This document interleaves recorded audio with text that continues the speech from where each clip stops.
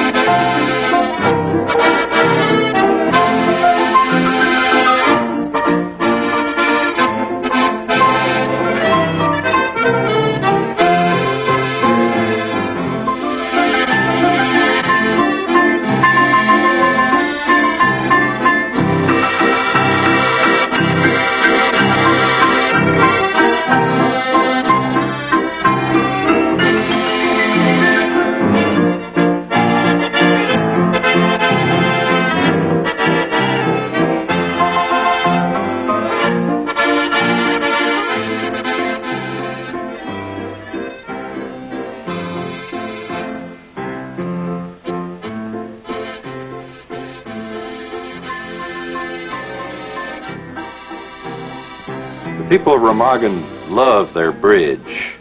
They loved it because it was an attraction for visitors from all over the countryside, and they loved to stroll across it on Sunday afternoons, to have picnics near the site of it, and they're right proud of the fact that the bridge was a strategic link between the German Ruhr on the north and the Saar-Moselle region on the south.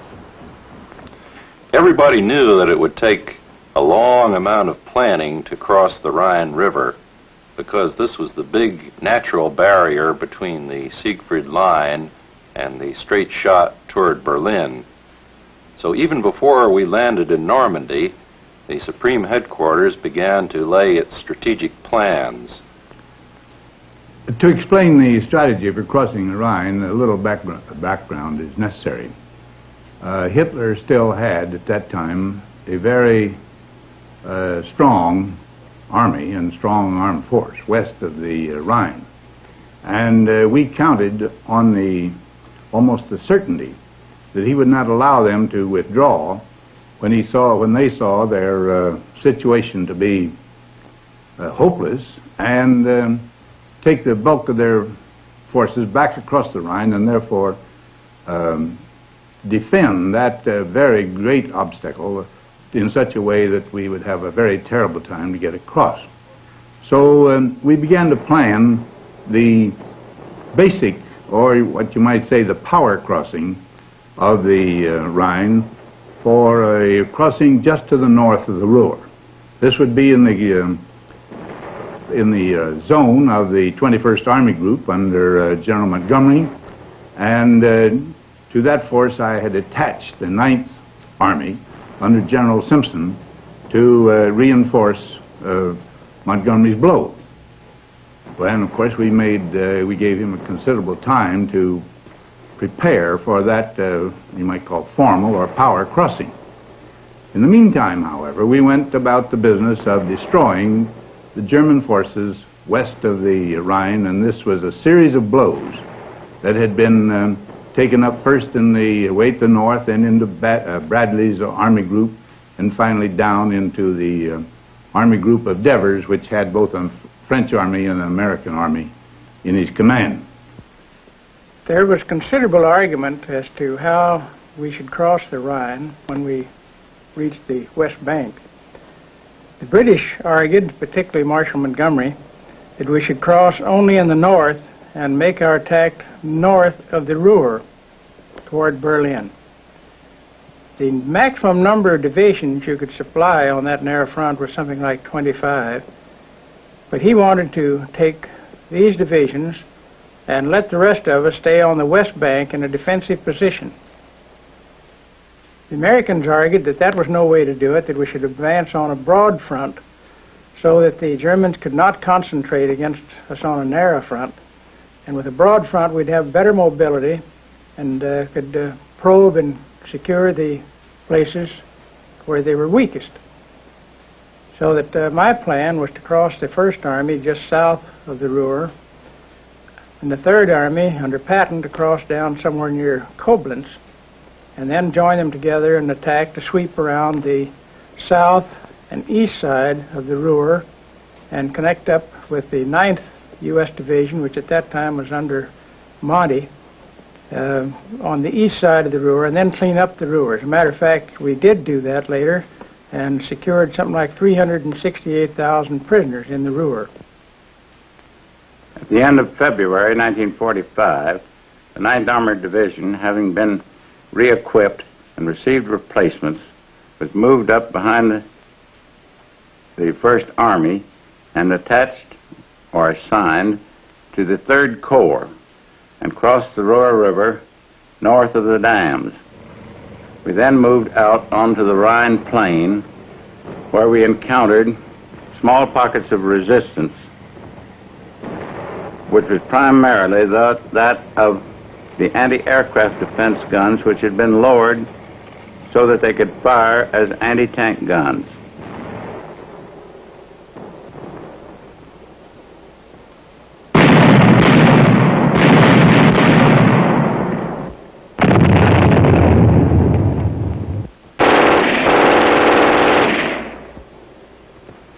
Owing to the lack of cover and the very flat terrain, this was a very serious obstacle, but we were moving forward at the rate of 5 to 10 miles an hour.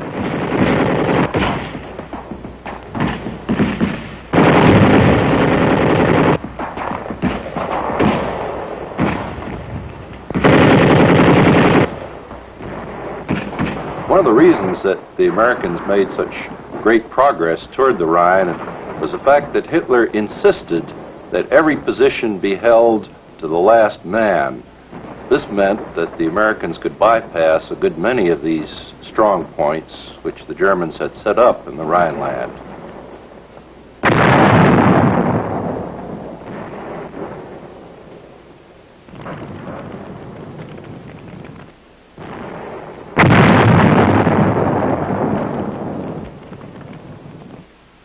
There was great confusion in the German defenses at Remagen on March 7, 1945. Captain Friesenhahn, the engineer commander, had been sent to Remagen in 1943 to assume command. He was replaced by Captain Brodke as the top commander, who came in 1944. These two commanders tried in vain to sort out the miscellaneous set of units that kept filtering through Remagen. As the Americans approached Remagen in early March, I had at my disposal, in the bridgehead of Remagen, one sapper company of 125 men. The sappers were assigned to the planking of the railroad bridge in order to make it passable for motor vehicle traffic. The men had to work day and night in order to complete the bridge. Besides these men, the Bridge Defense Company was also under my command. It consisted of 35 men, convalescents, all of whom were still under treatment.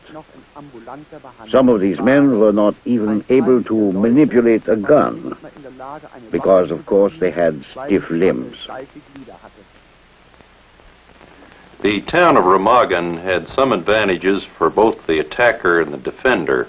From the standpoint of the attacker, there was high ground going into the town where you could direct operations from. But it was very easy to defend Remagen because of the crooked and narrow streets, and particularly the 600-foot high cliff on the opposite side of the Rhine, which provided wonderful observation for 10 miles around, from which the defender could see anybody approaching the town.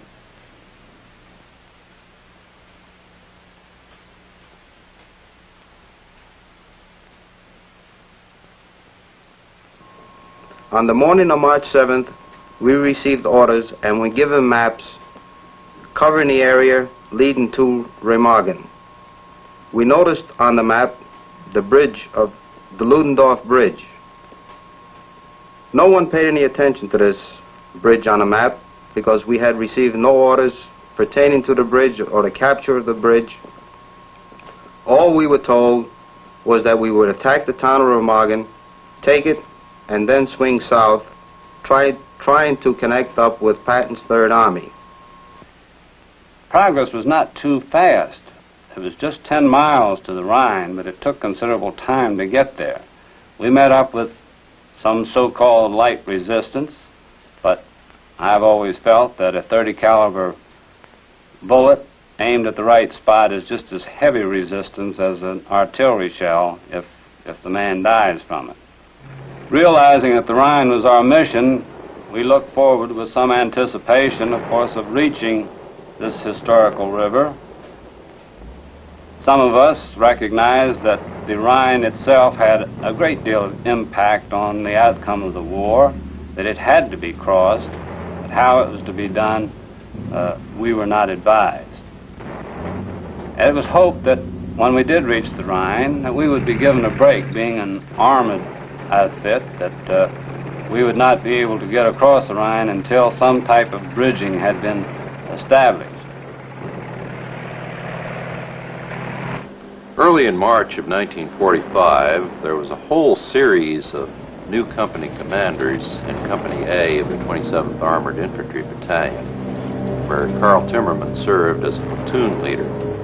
The advance along the Rhineland toward Remagen resulted in a number of casualties to the officers, and on the night of March the 6th, Karl Timmerman was tapped to be the next company commander of Company A. His orders were to capture the town of Remagen and then to stop. By the morning of the 7th of March, along about 11:30, Karl Timmerman saw a great deal of excitement up ahead on the edge of the woods. He gunned his jeep, went to the edge of the woods, and looked down on the broad Rhine River, and there he saw the electrifying sight of a bridge still standing, the Ludendorff Bridge, a bridge which the Americans never expected to find standing. Around 10:20 a.m., the entire front line of the American infantry had reached the edge of the Remagen bridgehead. Our bridge defense company opened fire with rifles and machine guns, upon which the American infantry forces retreated, and for the time being, everything remained quiet. About 11:15 a.m., a major in General Staff uniform arrived and introduced himself as Major Schurler. Major Schurler told me that he had orders to take over command at Remagen. At that moment, I breathed a sigh of relief, because I thought, now we will get the promised additional battalions. My first question was, where are the battalions? Major Schurler looked at me in surprise and asked, which battalions? Now it was my turn to look surprised, and I almost suspected that something was not quite in order. When Timmerman first saw that the Remagen Bridge was still standing, his first reaction was, let's get some artillery down on that, because look at all those German vehicles and troops that are crossing. However, the order came back from higher headquarters, nothing except air bursts will be fired at that bridge, since it's still standing. Timmerman was then ordered by Colonel Engelmann, the task force commander, to make a reconnaissance down into Remagen, which he proceeded to do. The tanks and infantry then attacked the town. The infantry moved hugging close to the walls of the buildings of the town, cleaned it out within 2 hours.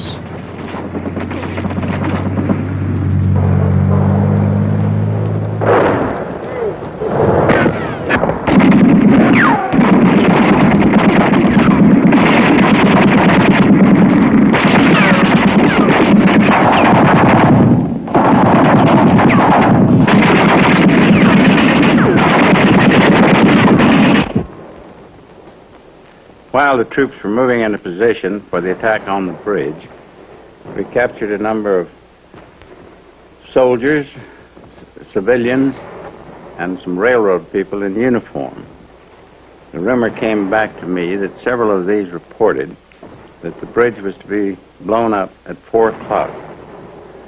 I don't think there was any truth in that, but at the time I informed the task force commander, Colonel Engelmann, that he should speed up his attack since the bridge was supposed to be blown at 4 o'clock. It was then about 3:30.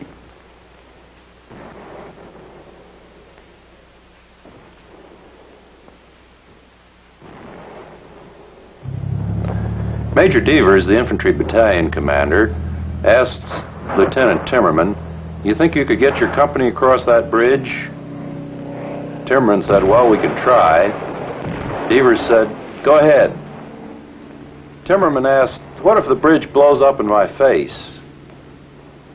The battalion commander didn't answer. He just walked away.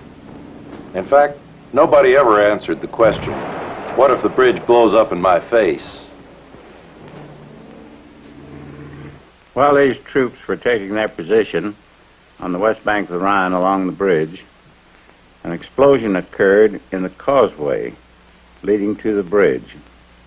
This threw up a great quantity of dirt and smoke, and afterwards I saw it, and it was about 30 feet in diameter and formed an obstacle to the crossing of vehicles.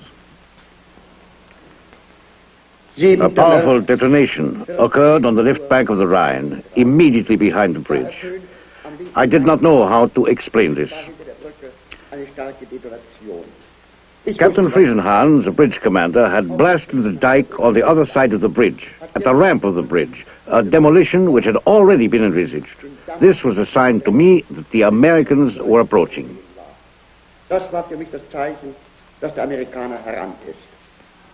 But so far as the main demolitions were concerned, something very peculiar happened on the morning of the 7th of March.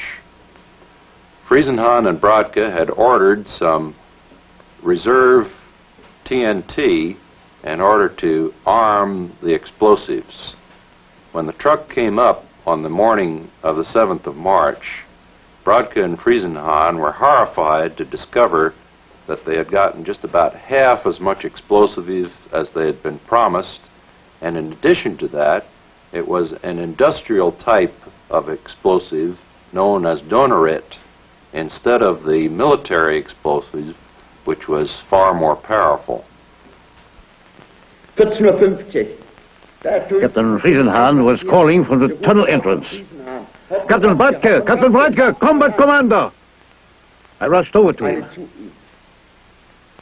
Still completely out of breath, he reports to me, "The Americans, they're at the Becher timber mill." This mill was located immediately behind the Rhine. In other words, they had reached the bridge. I told him, "Friesenhahn, blast the bridge, blow it up." I have no permission. Major Schurler is the only one who can give the order for demolition.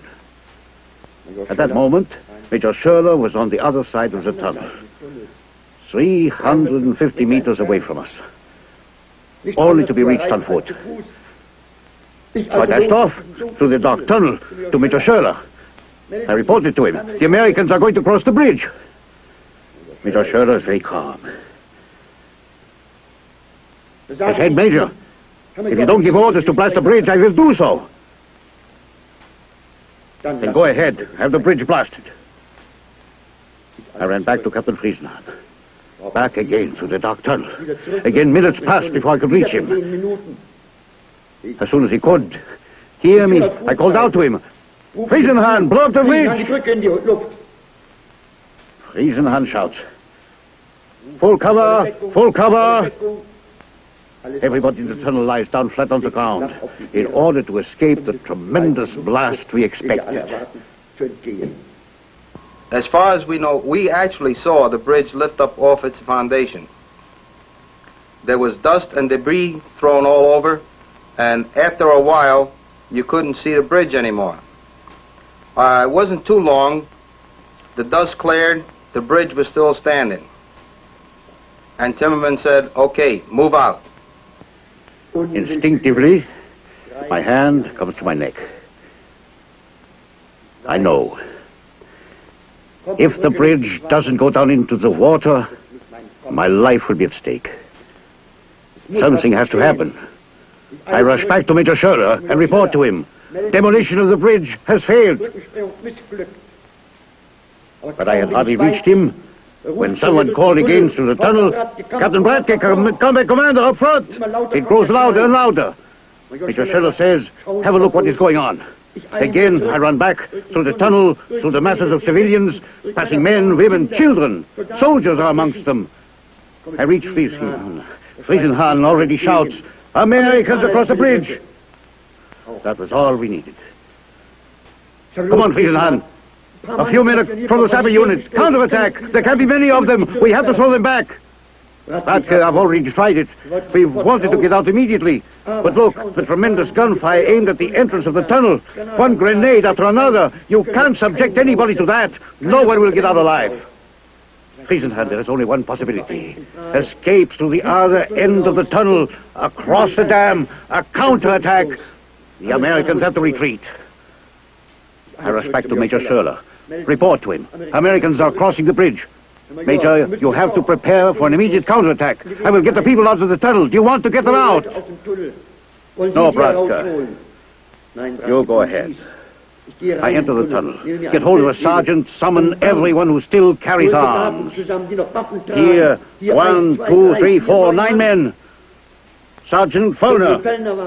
Run along. Get me 9 men. Major Schöller still has 2 lieutenants with him. He should put them into action.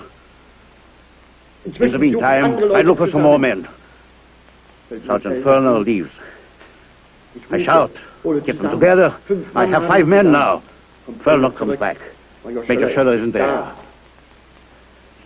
It's impossible, I think to myself. And I even barked at Sergeant Follner in a rather irritated manner. Open your eyes! He is standing right there at the entrance to the tunnel. He is aggravated and replies, that isn't so. He's gone. What to do now? I accompany him to the entrance of the tunnel. Major Schöller is gone. He left the tunnel together with the 2 lieutenants in the direction of Funke. That was the last thing I could make out.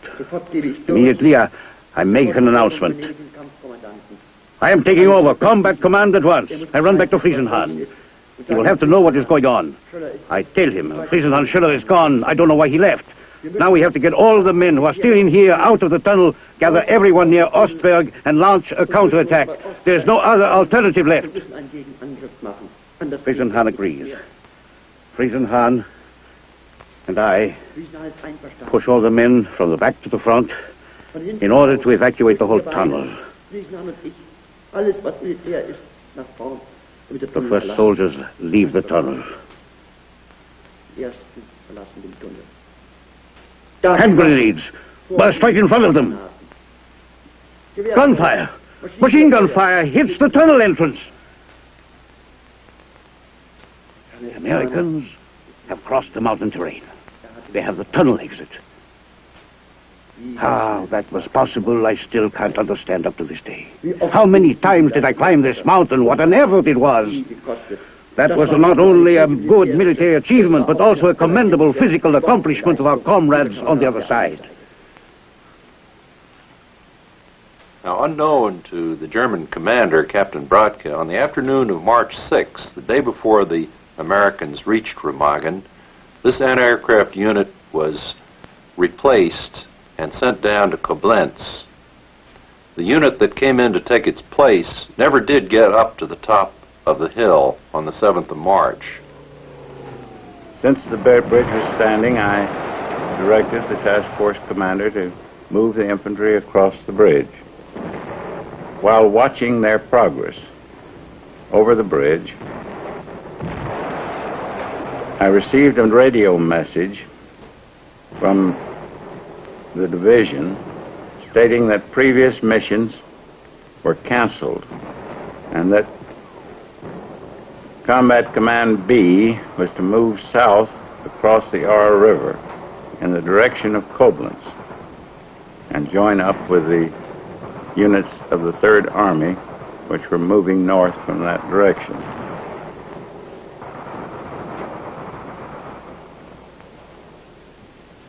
I did not know exactly how to react to this, since we were in process of capturing a bridge over the Rhine, which I believe to be of considerable value to our forces. On the other hand, it was a direct violation of orders not to call off this attack and proceed to the south. There seemed to be one way of getting out of this dilemma, and that was for the bridge to fall. So I stood on the hill and watched the bridge until the infantry battalion had reached the far bank. My next thought was that I should get back and contact higher headquarters and tell them what the situation was, that I had disobeyed their orders, and receive confirmation for the action which I had taken. When I received this phone call from Hodges, that was one of the best pieces of news we'd received for some time. It was a great satisfaction that we had been able to capture this bridge, and I expect I was somewhat excited about it. And as soon as I finished talking to Hodges, I called Eisenhower. He was very excited about it, and we both realized this is very fine news. It would save us the trouble and expense and casualties of making an assault crossing of the Rhine, and it really was one of the nicest things that happened to us during this period. Well, I shouted with glee, of course, and I told Bradley, well, look, we were going to capture Cologne with and allotted 4 or 5 divisions to that, and Cologne surrendered. You've got those right handy. They're not allotted now to any other mission. Why not get them across? Well, he said, that is exactly my plan, but I just wanted to check in with you. And I said, all right, we agree. Get over there just as fast as you can. And they did. This, I forget the name, the numerical designation of the corps, but they went over very rapidly.